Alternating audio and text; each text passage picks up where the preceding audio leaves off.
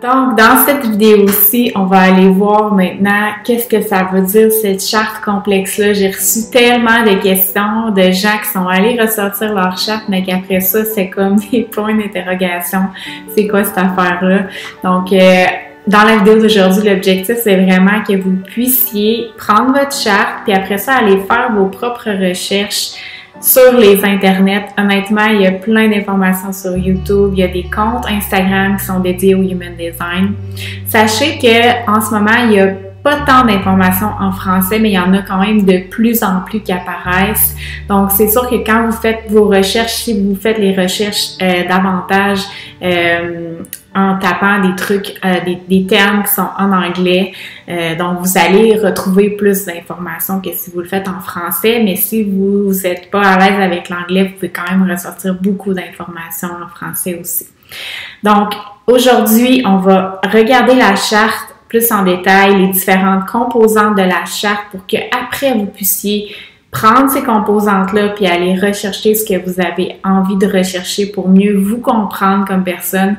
Comme par exemple, vous pouvez aller rechercher, disons, vous voyez dans votre charte que votre type c'est Generator, vous pouvez aller taper Generator Human Design, vous allez retrouver des vidéos sur YouTube, vous pouvez taper Générateur Design Humain, vous allez retrouver des vidéos, même chose pour votre profil, pour le non-soi, pour les portes, tout ce qu'on va regarder aujourd'hui, vous allez pouvoir faire vos propres recherches pour aller retrouver plein d'informations super intéressantes pour apprendre à vous connaître davantage.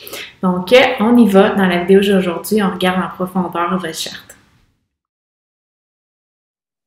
Donc, maintenant que vous avez votre charte, on va aller faire un petit survol des composantes de la charte. Donc, je vais partager l'écran une fois de plus. On retourne sur My Body Graph.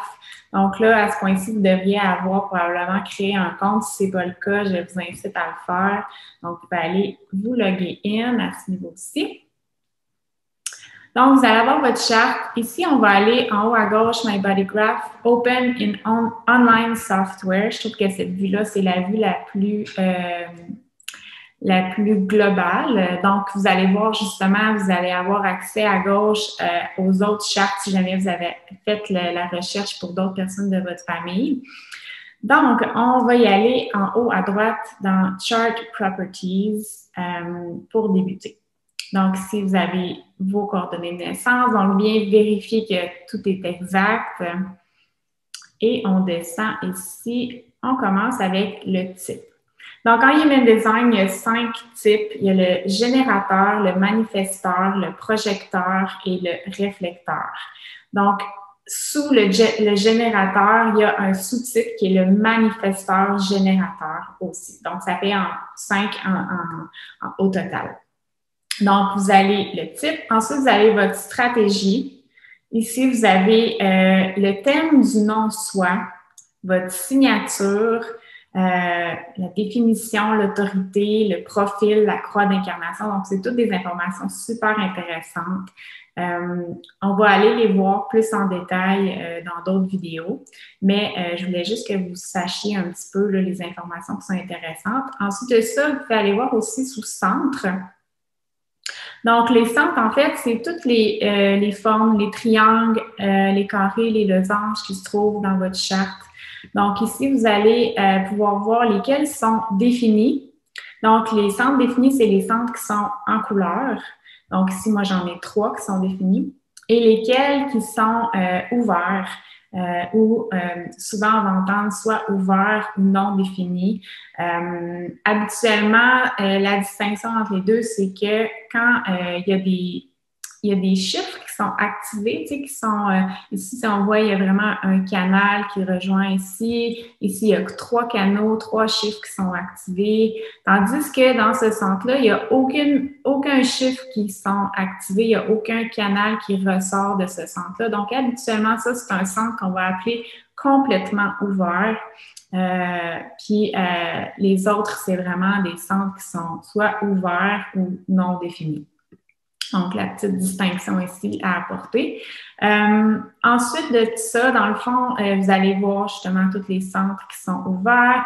Quand vous cliquez sur la charte, vous pouvez voir le nom de ce centre-là. Donc, ici, on a le centre de la tête, le centre de l'ajna, de la gorge, le centre, le G-Center ou le centre de l'identité. Ici, le centre du cœur. Après ça, on a le centre, ça peut être, on va souvent entendre le centre émotionnel, ou ici, on écrit le centre du plexus solaire. On a le sacral, on a le centre de la racine et le centre de l'intuition à ce niveau-ci.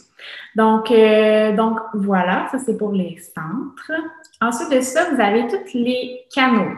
Donc, un canal, c'est vraiment quand il y a deux centres qui se rejoignent complètement. Donc, le canal est complet. Donc, dans ma charte, par exemple, vous avez le 28-38 qui est un canal.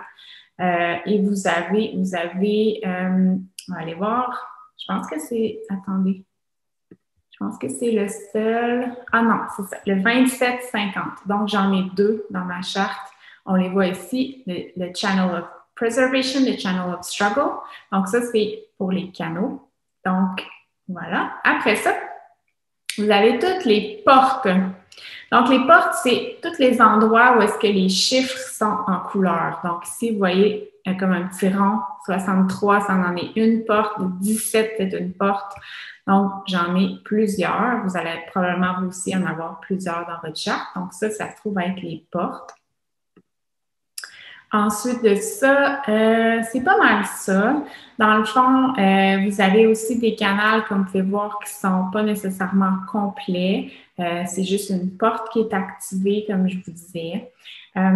Après ça, au niveau, en haut ici, vous allez voir des flèches. Donc, ça aussi, ces flèches-là, ils ont des significations. On va le voir plus tard. L'orientation des flèches a une signification. Et puis, vous pouvez voir en haut, dans le fond, que vous avez, premièrement, le premier chiffre, c'est les portes. Hein? C'est toutes les portes qui sont activées dans votre charte, donc 41, 31. Donc, ça, c'est toutes les portes. Puis, à côté, vous avez un petit point 3. Donc, ça, c'est la ligne. Donc, la ligne va venir influencer la porte.